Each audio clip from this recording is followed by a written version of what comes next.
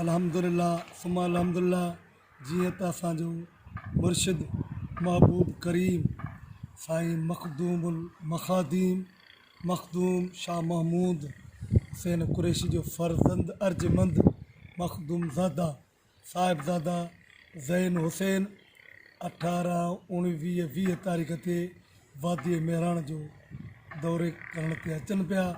उन्हनि खे साईं जन खे असां दिलि जी अताहगारनि सां भलीकार चऊं था ऐं भिटाई घोट जी बैत सां अची जे हेकार मूं सारींदे सुपरी त पेरें धरिया पिंबड़ियूं हंधि विछाया वार साजन सभु ॼमार हुंद गोली थी त गुज़ारिया। ईंदो ॾिसी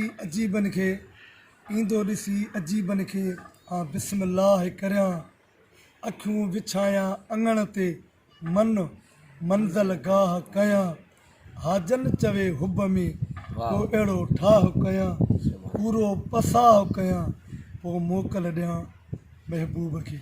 अल्हम्दुलिल्लाह सारी जमायत खे इहा अर्ज़ु गुज़ारी आहे दुआऊं घुरो त साईं जो ख़ैर सलामत सां ही सुहिणो रूहानी दौरो थी वञे वादी मेहराण खे रंग लॻी वञनि छो हौसला आलमीन जो गुल आहे। इंशाअल्लाह जिथे जिथे साईं कदम घुमाईंदा दुआऊं घुरंदा हिन जहान में हुन जहान में ॿेड़ा तरंदा।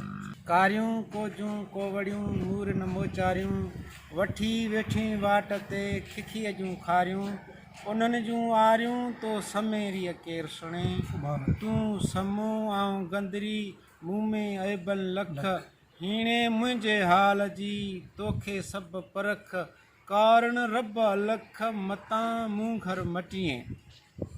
अल्हम्दुलिल्लाह असां पंहिंजे महबूब मुर्शिद करीम जन जे साहिबज़ादा मखदूमज़ादा नेणनि जे ठार मुर्शिद ज़ैन हुसैन कुरैशी जन खे वादी मेहराण में अचण ते दिलि जे अता गाराइण सां ख़ुशामदीद चवंदा ऐं मरहबा चवंदा ऐं उमेद रखूं था त साईं जन जे क़दम जी बरकत सां पूरी सिंध ख़ुशहाल रहंदी। यही जानते ही बानी बारो चल जी हुज्जत हो तो पुनवा सामू कमीनी केही हू जा पाइन पेर में तैं जुती न जेही हू जा पाइन पेर में तैं जुती न जेही विसारे वेही तैं केचन के कीअं राम।